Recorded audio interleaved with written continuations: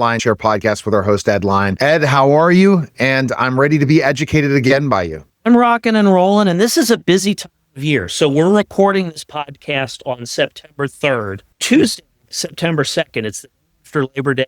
It is the official kickoff date of official tax planning season as we get towards the end of the year. So if you're anything like me, you're pulling your official tax planning season decorations in the basement or the garage. You're queuing up your official tax planning season playlist on Spotify. We've got songs like Taxman by the Beatles and Money by Pink Floyd. It's all great stuff. So it really is the most wonderful time of the year. I need a hobby, right? It's at least a wonderful time.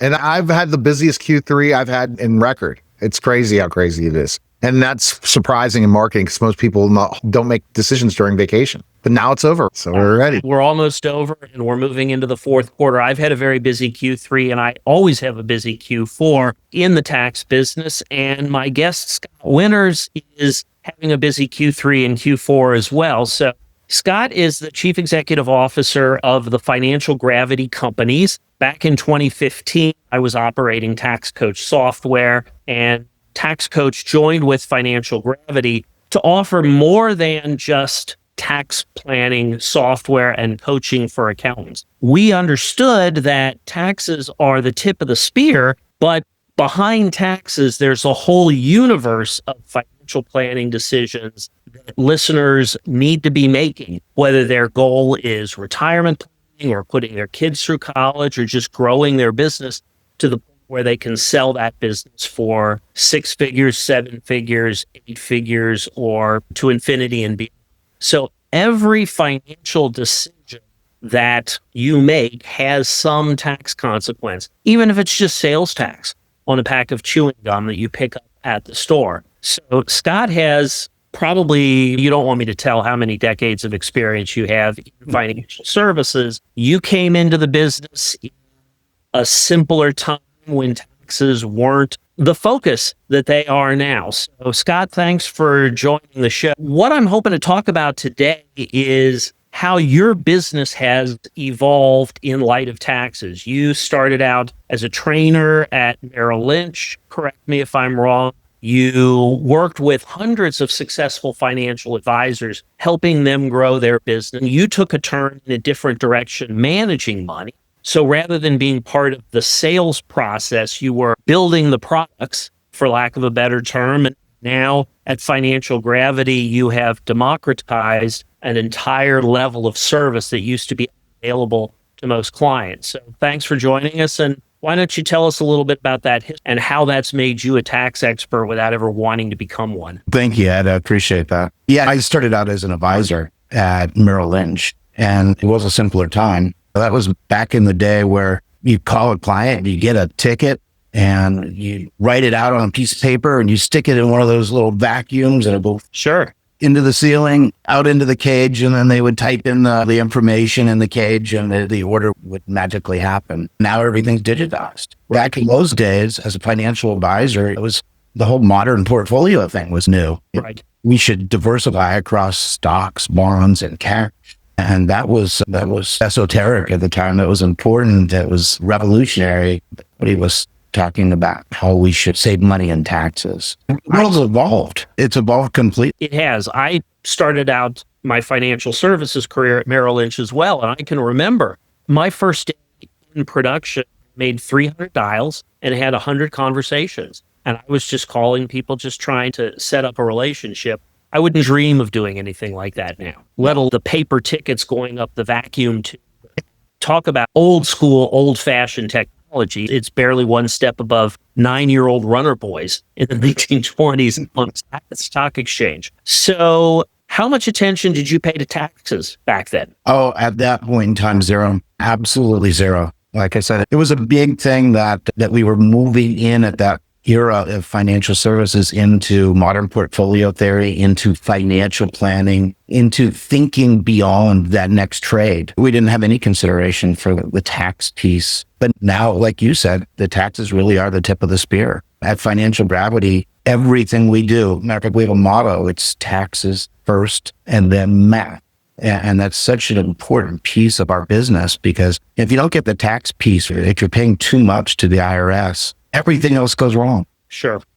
I love the demonstration where you start with a penny and you double your money every day. And you think, might grow to a few thousand. It's a penny. How much could it grow to? A few thousand, 20,000, 40,000? It grows to $5.3 million if you double that penny every day for 30 days. But if you pay a 35% tax rate on that doubling, your growth comes down to about $73,000. So close to 100% of that compounding gets wiped away by the taxes. The effect of taxes compounds almost as fast as the money itself. So when did you start paying attention to taxes? Could you spell IRA if I spotted you the I and the R? It's becoming more and more important. Right now, when you look at the offering at Financial Gravity, we're doing something that's esoteric or interesting in the mass affluent marketplace. We're doing things like asset location optimization across different concentrations. Those are some big words. Asset location optimization. And Neil's nodding. Those are big words. Break it down for us. Okay. Client has a qualified account, a non-qualified, an IRA, and maybe has a Roth account. So 3 different tax registrations. What we're doing is we're actually building out a portfolio of individual securities for that client, and then analyzing all the stocks or bonds or securities in those portfolios and pushing them out to the proper tax registration to get the best after-tax return for the client. Now, you talked about doubling a penny. If we can pick up a percentage point a year in tax alpha by doing the proper allocation across the different tax registrations, you compound that over a lifetime of building wealth. It's just a huge number. It's the difference between a good retirement and a great retirement. Tell me a little bit more. Where are my stocks going to go? Where are my bonds going to go? Am I going to be buying municipal bonds in one of my portfolios? Let's dig down a little. From a most simplistic level, that's a really great example, municipal bond. Why would anybody ever buy a municipal bond in an IRA account? Yet it happens, right? You're putting a tax-free investment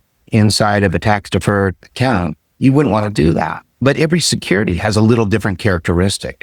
Some have dividends, some are growth oriented, some are investments that you're going to have different kinds of dividends qualified. So by putting the right investment in the right type of account across the right tax registration, we can create tax alpha. The wealthy, high net worth clients, the family offices have been doing this for many decades. But the mass affluent client, the client has 500,000 to 10 million.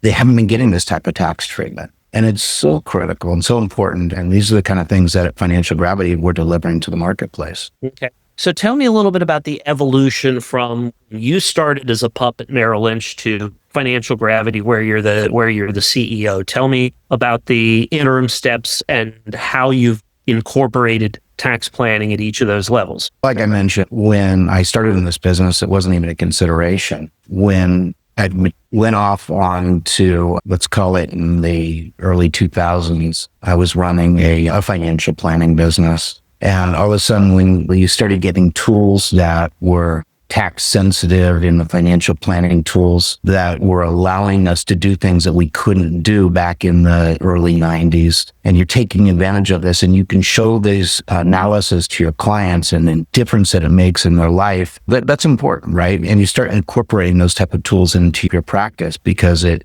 changes the lives of the people that you serve for the better. I went off and built a mention that we were designing products. I built a turnkey asset management platform in the mid 2000s. It ended up becoming one of the fastest growing TAMPs in America for about 7 years in a row, according to Forbes. But we were doing things that were pushing the boundaries for managed money in saving people money in taxes, right? And we were doing a lot of tax law harvesting, which at that point in time was an important lever that you could pull in trying to save money for people in tax. But then you fast forward to today, and we can do things like the asset location optimization across the different tax registrations. That's just pushing it one step further. And the quantifiable tax savings or tax alpha that you're creating is pretty substantial for clients. How new is all of this to your clients?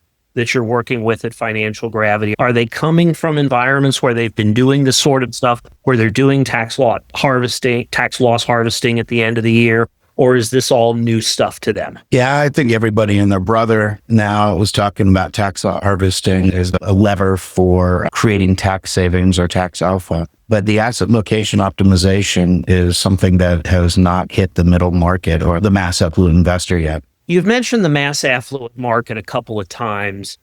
You've also mentioned you've mentioned family offices once or twice. Can you talk about the difference between those two markets, and what is it specifically that the rich people are getting that the mass affluent weren't, that they're now getting through Financial Gravity? Yeah. So at Financial Gravity, our mission is to democratize the multifamily office or family office experience, bringing that ecosystem or that environment to the mass affluent client. What the mass affluent client has traditionally received when it comes to the distribution of financial services is a very siloed approach. Mm-hmm. So they probably a financial advisor, a stockbroker. They may have somebody that helps them with insurance.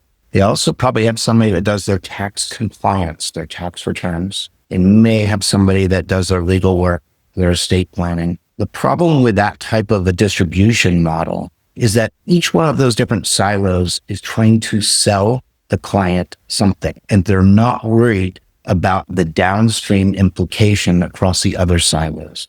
Okay. So what a family office has done is they've brought everything in-house, everything together, all of the different facets of financial services under one umbrella, so that the right hand always knows what the left hand is doing. That coordination, it saves money and costs, but more importantly, it makes sure that the downstream implications I just talked about are perfectly aligned across all pieces of somebody's financials. Okay. That creates tax savings. That's very powerful. Sure. Measurable tax savings, but also less stress. So the analogy that I use for a financial office, what a financial office gives a very rich family that most Americans don't have, is a general contractor for their finances. Well, you go to school in America, you graduate high school, you know nothing about it. And you go to college, you probably don't know much more about money. I remember in the fall of 1983 at Hamilton College, I took a class called Introduction to Financial Markets. And this was at the very beginning of modern portfolio theory, when French and Fama were still doing their research. And we spent a semester learning about the efficient frontier, the curve that you see, and learning how to derive it. On the last day of class, the professor said, okay, I'm going to tell you what you really want and why you came to this class. I'm going to tell you how to invest your money. So, thanks for waiting until the last day to give us some actual practical advice. And he said, find the most aggressive equity mutual fund you can and put your money in it and hold it as long as you can. And that was it. And that would be in a class today, I imagine you'd blow through that in the first week and a half. And then you'd be talking about concepts. But so you're an American and you're in charge of your finances. And like you said, it's siloed. So I've got to find the CPA. I've got to find the investment guy. I've got to find the woman who can put together the right insurance plan for me. And maybe I got to find a lawyer at a firm who can do my will. But I'm the one who's managing all of those subcontractors, and they're not talking to each other. They're not interested in talking to each other. That's just not part of what they do. So at the family office level, if I've got $300 million selling business, I'm going to hire a family office director. I'm going to pay him $300,000 a year, and he's going to be my general contractor. So the thing that I like about Financial Gravity, and the reason I chose to sell my firm to Financial Gravity, was the promise of giving all of our mass affluent clients a general contractor for their money, which is something that they're not going to get anywhere else. I think that's a really compelling argument. And why is that? You explained a little bit on the last podcast, but what really does that mean? What that means is, instead of you doing it yourself, instead of you learning how to manage a team of contractors from a bunch of YouTube videos, God forbid, like this one, or wherever it is that you get your financial education from, you've got someone who's not just teaching you, they are actually doing it for you. So I've talked before about when I do a tax plan for my clients, I like to guarantee savings. So I'm not just educating them on tax strategies. I'm not just doing a plan and delivering a plan. actually delivering the results. Do you want to learn how to do something, or do you want to have it for you? And wealthy Americans, the mass affluent, the people who have $500,000 to $20 million net worth, or maybe, wherever the numbers shake out, $500,000 to $10 million, they're not just learning how to do something. If you've learned how to build a business and built a business and you've sold your business for $10 million, you might not want to learn how to manage your portfolio. You want to get involved in a not-for-profit or a charity, or just get big in the grandchild business. So having a family office director is the key to having this done for you. Scott, talk a little bit about what Financial Gravity does, what the family office directors do, and how they integrate taxes into their service as the family office director. Yeah. So the best way to really describe it is with an analogy. So I own a home. I love analogies, so let her rip. I own a home in Austin, Texas, and I have to employ all these people to help manage the home. You have a maid. We have a bug service, right? There's big bugs in Austin, Texas, and we don't want them. Okay. We have a handyman. Yeah. So we have a handyman that comes. We have some Great Danes. So we have a dog picker-upper that comes 3 times a week. Okay, so Scott, now that's something I might need to get. Yes, very valuable. Because if we find out our time is so valuable every second, why are we doing it? Right. Yeah, exactly. If you're worth $10 million, no amount of financial savings doing it yourself justifies getting on the roof of your house. Right. If you're a millionaire, what the hell are you doing on the roof of your house? I don't even care if it's a flat roof. Or even if you're building to be those things. Not now, not me, but just to say that I'm not doing those things. Why? Because I want to spend either quality time, or I want to work, and I want to work on my business.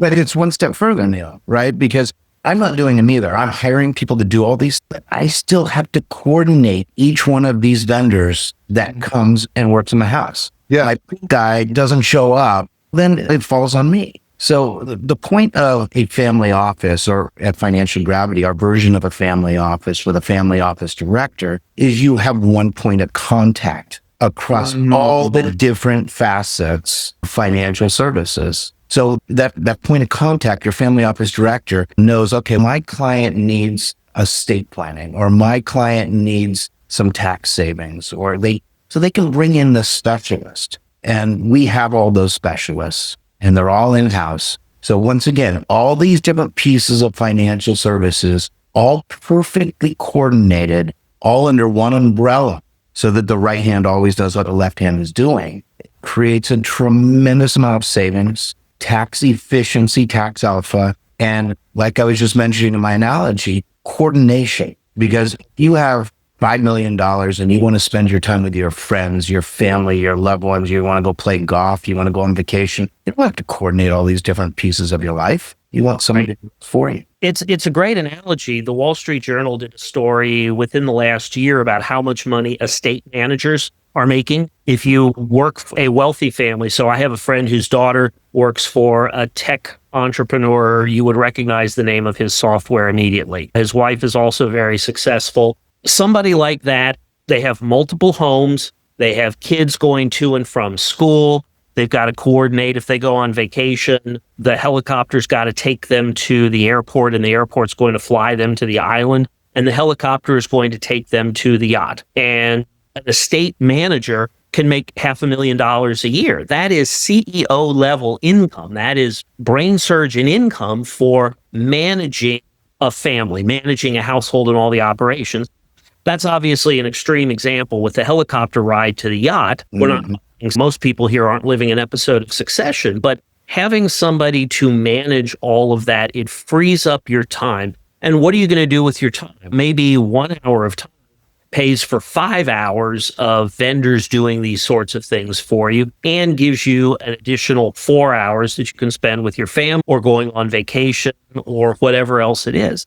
And ultimately, the most important thing any of us have is time, and it is a limited resource. I don't know how much time you have spent studying the mortality tables that insurance companies use, but there's nobody who has escaped the mortality table. We are all going to die. even if you're a freaky multimillionaire who takes 90 supplements a day. I don't remember the name of the guy, but Brian Johnson. Brian. Yeah. Brian, I am so into that. Him and Dave Asprey. yeah, and those may give you more years, and they may be better years. I want to be able to walk when I'm 94. That's part of the reason why I play tennis now.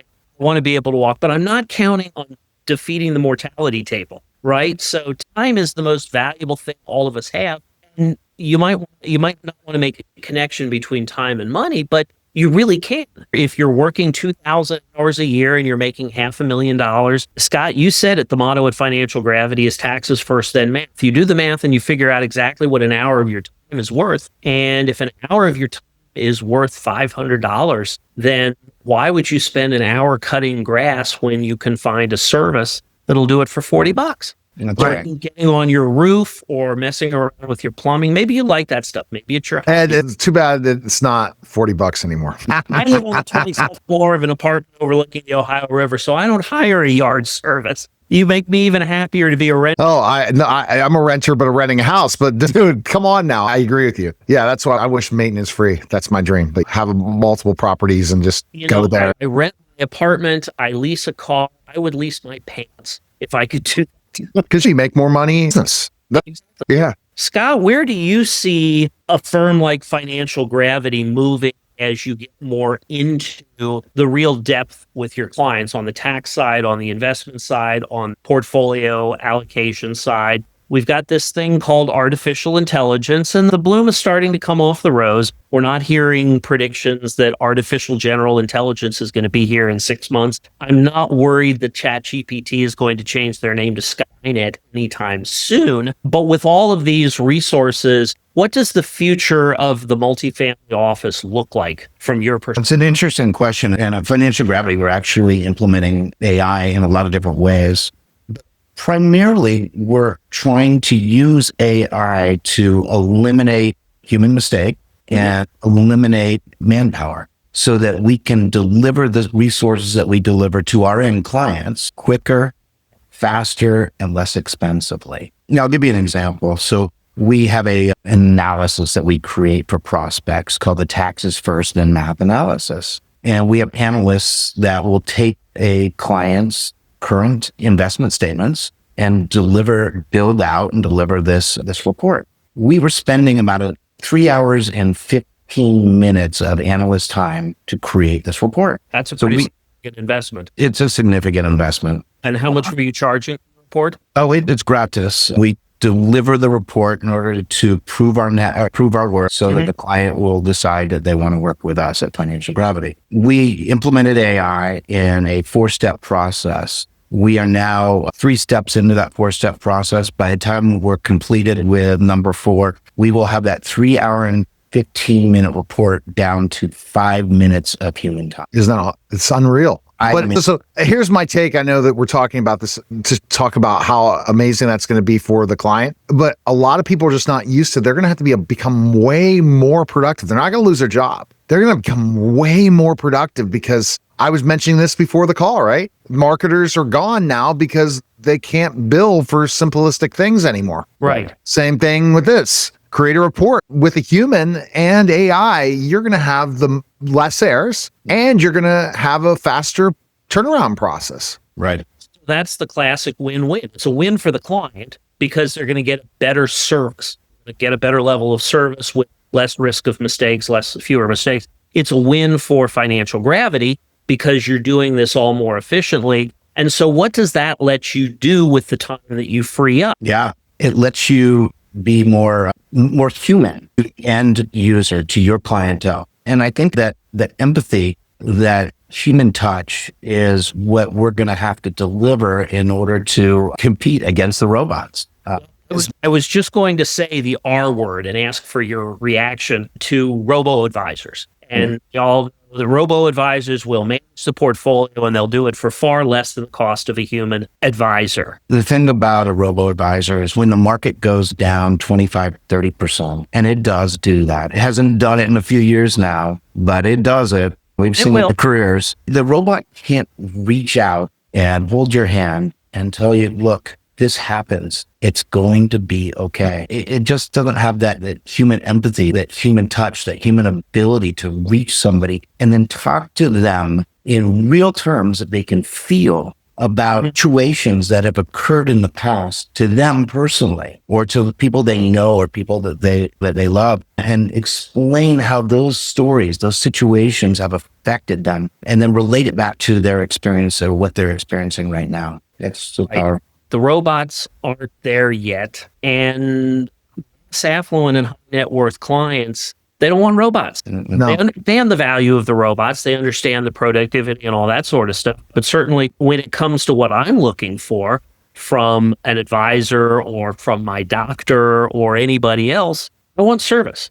And so I'm going to tell you, Ed, I think that what Scott delivers would be more difficult to deliver with AI being the primary conversation versus a doctor. The reason is because we have more questions to a doctor that need research versus somebody that has been spending the time looking at all this stuff and knows their client well. I don't think the doctor knows the patient as well as Scott knows his clients. No, Well, just back to history, right? If I can draw on an experience that's profoundly affected me, and I can relate that story back to a client and they can feel that, they can understand that, they're not going to have that same compassion, or they're not going to have that same feeling from a robot. Even if the robot regurgitated the exact same story, right? They know it's made up because that robot doesn't feel.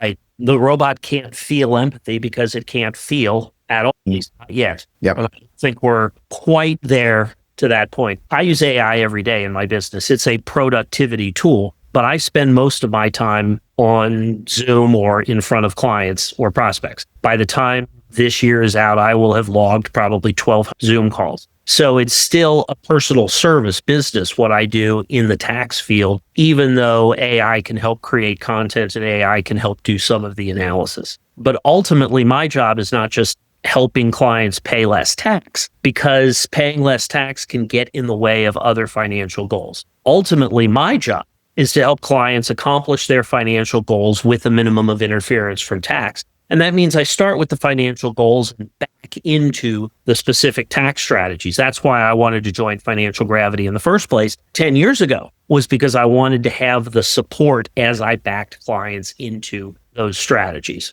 Yeah. If you're selling that business for $20 million and you have an efficient tax plan to pay less tax when you sell, great, that's awesome. You're going to have more money to invest. But if you do a terrible tax inefficient job of doing that investing, you're going to squander your savings pretty quickly. So for what a lot of people would look at a business sale, they would say it's a transaction. And yeah, there are people who will be gone as soon as the ink is dry. When you bought that house in Austin, Scott, the realtor didn't stick around to help you decorate it. There are some areas where it's transaction, but really it's about a transition. And it's a transition that helps people accomplish the goal for the rest of their life. That's right. What are you seeing other firms in financial services do? Obviously, you distinguish yourself from your competition by being more tax focused, by democratizing the multifamily office. What are you seeing other firms doing? How are they competing? Are they moving in a similar direction? Are they moving in different directions? What does that competitive landscape look I like? really see two categories. There's the companies that really cater to the high net worth, 20 million and above. And they're doing a lot of the same things that we're doing right now. They're trying to bring the ecosystem or the confluence of all of financial services under one umbrella for high net worth clients. And I see some of them are doing a pretty good job at it. I haven't really seen anybody out there in the market that's doing the same thing, doing what we're doing, bringing all the pieces of financial service together under one umbrella for the mass affluent. For the mass affluent, what I'm seeing in the marketplace is the same old stale thing that I've been seeing for a long time. They're managing money from a asset allocation standpoint. They might be using a turnkey asset management platform. They might be using some financial planning software so that they can plan for their clients' long-term goals. The movement is in tax, and people are starting to use the tax lever as a bit of a differentiator. So those ultra high net worth, those true high net worth clients, the $20 million and above, are they investing in something that Financial Gravity's clients aren't? Is there any kind of a golden ticket? Are they all hedge funds and private equity and crypto and all that kind of stuff? Or are they doing essentially the same sort of investing, just with more commas and zeros? I would go with the latter. Everybody has different ways of getting to the end goal. I think that when you're talking about investing, whether it's in a hedge fund or a separate account, like we do here at Financial Gravity, separate account management, or a mutual fund or an ETF, it's all investing in the market. And whether it gets a return of 8% or 9% or 10%, I don't think that's the differentiator. The differentiator, in my opinion, is how much of that you get to keep. And the way you get to keep more money is by trying to eliminate the burden of the taxation on the money that you're earning. And I think that's an important element of what you've been preaching for years, Ed. So the way I look at it, there are three primary obstacles to achieving your financial goal. The first is market volatility. And there are lots of ways of addressing market volatility. We want to control the controllable. Understand some things we can't control. I don't know what's going to happen to tariff rates tomorrow or the price of oil or anything else. As the mid 20th century philosopher Clint Eastwood once said, a man's got to know his limitations, right? There are things that we can't know, and that's fine. We accept it and we move on. So market volatility is the first. Fees for investments, strategies, management, things like that. And then taxes. And taxes really do seem to be the most controllable. Taxes are not voluntary, but you can structure your portfolio, you can structure your business, you can structure your estate so that you can work around very well-known rules. Yeah, just the distribution of your assets. So you're in retirement and all of a sudden now you want to create an income stream from your life savings, from all your hard work throughout your life. How you take that money out can have a tremendous impact on how much money you pay in taxes. Now, are you taking too much money out of your 401k? And because you're taking too much out of that qualified account, it's bumping up your earner brackets. And now you're paying way too much money in your Medicare premiums. There's just all these different levers when you're taking money out, when you're going through distribution that can either positively or negatively impact your bottom line. Sure. It's worth mentioning, for most people, there are a couple of phases of their financial life. There's the accumulation phase. That's the get rich phase. Ideally, most people would like to get rich, or at least maybe their definition of rich, which is an income that pays all their expenses, passive income that pays all their expenses. Then when they reach that point, it's the distribution phase. Instead of putting money in, you're starting to pull the money out. That's harder from a tax perspective. The distribution phase is harder when you're pulling money out. For a lot of Americans, they think it's easy. Throw money in the 401k, get the tax break, throw money in the 401k, get the tax break, repeat until retirement. And then all of a sudden you've got this big account and every dollar coming out is going to be taxable. And you think you're beyond the point where a Roth conversion can help. And there are a lot of things that you can do now. I work with a lot of clients who might have millions of dollars in an IRA, and they say, I'm in the 35% tax bracket. I'm going to be in the 32% bracket when I retire. Why would I want to do a Roth IRA conversion and pay 35%? One reason is maybe taxes go up, but if we can craft a plan so that you're pulling that money out at an effective tax rate of 20%, 10%, that's going to be lower than what you would be paying on the money coming out. I think it really is more challenging to pull money out than it is to pull money in. But a lot of newly retired people get there and they don't have the education. They really don't know what they're doing. And their financial advisor focuses on growing the portfolio and the financial offense. That's great. That's important. But now financial defense is important. And as any football fan understands, offense sells tickets, defense wins games. That's right. Yeah, absolutely. There's just so many more levers that you can pull when you're taking money out than when you're putting money in. It's quite a art and a science combined to make sure that you get the best after-tax effect for the client. And it changes all the time. That's why you have to contact Scott, because just like everything that has complexity, it doesn't stay the same. No, it doesn't. And we've seen it already this year. We've seen that with the One Big Beautiful Bill that passed on July 4th. Changed a lot of rules, a lot of small rules. wasn't a huge change compared to the 2017 Tax Act or the 1993 Tax Act or the Bush tax cuts in 2001 or the 1986 tax bill. But the fact that I can roll these off my tongue says that it's not a set it and forget it. A lot of people would love to believe there is an easy investing strategy, and maybe in the accumulation phase. It's like my professor Bradfield at Hamilton College said in 1980, find the most aggressive stock fund that you can stomach and shovel as much money into it and keep it as long as possible. But once you're starting to pull that money out, the game changes and the rules of the game are going to change. I don't know if either of you are fans of the old Calvin and Hobbes comic strip. I love Calvin and Hobbes in the 80s and 90s. Calvin Ball is a game where you make up the rules as you go along. Investing is like playing Calvin Ball because the rules change, and this is the point in my conversations with my clients where I say, now you know why tax lawyers drive Jaguars, because understanding how to manage the changing rules is a pretty valuable. Scott, thanks so much for your time this afternoon. I really appreciate you joining us. If somebody's interested in reaching out to you after seeing this conversation, where do they find you? Go to www.financialgravity.com and you will find us. All right. Thanks again, Scott. And Neil, I really appreciate it. Yeah, I enjoyed the conversation. And Ed, check out Ed. Just Google him. And soon the podcast information will be up. People can share it. But make sure you like and share this, because this is stuff that a lot of people don't want to talk about because they're waiting for the client to call, while these guys have the phones ringing off the hook all the time, but they're here to help. Appreciate it, guys. That was the special simulcast, the Neil Haley Show and the LyonShare podcast, guys. Take care.